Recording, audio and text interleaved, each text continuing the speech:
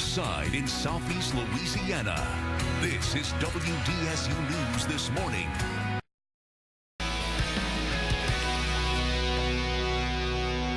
The brightest middle and high school students in our area will be in town to show off their science discoveries at the 60th Annual Greater New Orleans Science and Engineering Fair.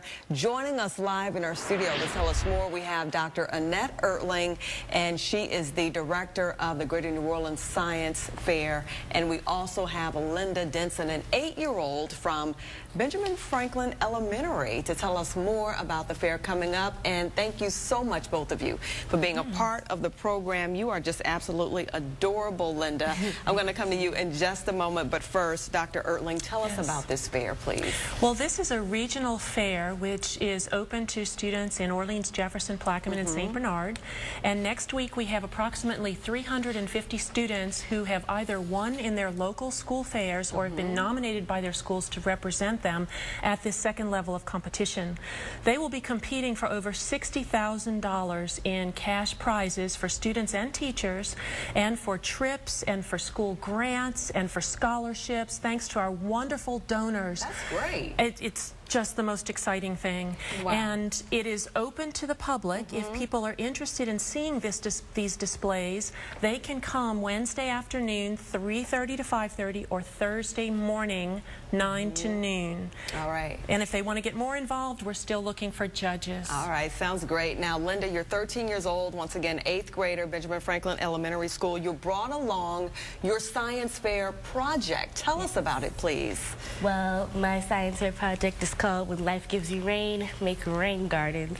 And so basically, there was a problem at my school. The teacher's parking lot in front of the school would flood, like catastrophically, whenever we had like a little bit of rain. As you know, in New Orleans, when it rains, it pours. When it pours, it floods. So what I did was I got with a landscape architect, and we got the specs of the building, and he helped me to calculate how much water comes off the roof in a 1-inch rainstorm. And from those, I went on to see how big the rain garden needed to be to hold all that water and store it to make a beautiful garden. And you made a rain garden, right? You brought along, let's take a look. Here it is right here.